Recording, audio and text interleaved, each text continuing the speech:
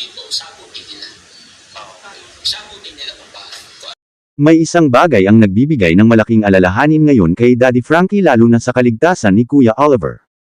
Well, ano nga ba ito at yan ang ating makikita sa video mga kaibigan, pero bago yan. Paalala sa lahat po ng nakakapanood ng video na ito. Malaking tulong na po sa amin bilang content creator ang inyong pag-like at pag-subscribe, maraming salamat po.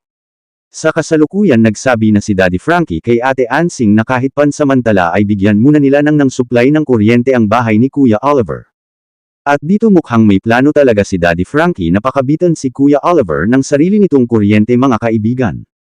Samantala sa ibang balita nga ay medyo disnayado nga si Daddy Frankie dahil gusto niya patanggal ang malaking puno sa likod ng bahay ni Kuya Oliver.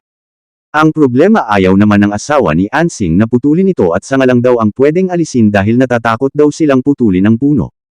Ang sabi kasi ni Daddy Frankie, kapag natamba ang puno na ito malaking abala ito lalo pag tumama sa bahay ni Kuya Oliver. Sinabi rin ni Daddy Frankie na pagbabayaran niya aniya ang dapat magbayad kung sakaling maaapektuhan ang bahay na ipinagawa niya para sa kanyang beneficiary. Ang tanong naman ng ilan, may karapatan ba si Daddy Frankie na ipaputol ang malaking puno sa likod bahay ni Kuya Oliver? Well, tungkol naman sa tanong ng ilan kung may karapatan ba si Daddy Frankie na ipaputol ang malaking puno sa likod ng bahay ni Kuya Oliver, ito ang pananaw ko mga kaibigan. Para sa akin, may punto rin naman si Daddy Frankie kung bakit niya ito ipinapaalala. Hindi naman siguro dahil gusto niyang manghimasok sa desisyon ng may-ari ng puno, kundi mas inuuna lang niya ang kaligtasan ng bahay at ng mga taong nakatira rito. Kitang-kita naman kasi na malaki ang puno at kapag nagkaroon ng malakas na hangin o bagyo, hindi natin masasabi ang maaaring mangyari. Kaya habang wala pang insidente, mas mabuti ng maagapan kaysa magsisi sa huli.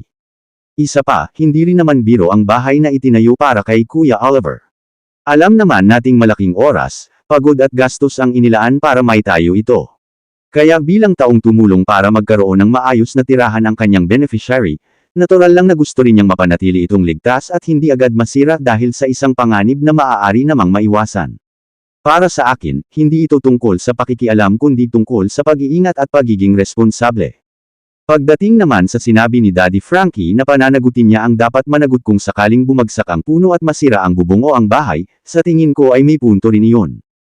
Kung halimbawa ay matagal nang alam ng may-ari ng puno na delikado na ito at may posibilidad ng bumagsak, pero hindi pa rin ito naagapan o nabigyan ng aksyon, hindi rin naman maiiwasan na magkaroon ng usapin tungkol sa pananagutan kapag nagkaroon ng pinsala. Siyempre, ang magiging batayan pa rin dyan ay ang tunay na sitwasyon at ang mga umiiral na batas kung kinakailangan. Kaya para sa akin, mas makabubuti pa rin kung mapag-uusapan ito ng maayos ng magkabilang panig habang wala pang nangyayaring aksidente. Dahil sa huli, mas mahalaga ang kaligtasan ng mga taong nakatira sa bahay kaysa hintayin pang may masaktan o magkaroon ng malaking pinsala. Sa ngayon, opinyon ko lang ito mga kaibigan, at nirerespeto ko pa rin ang magkakaibang pananaw ng bawat isa tungkol sa usaping ito.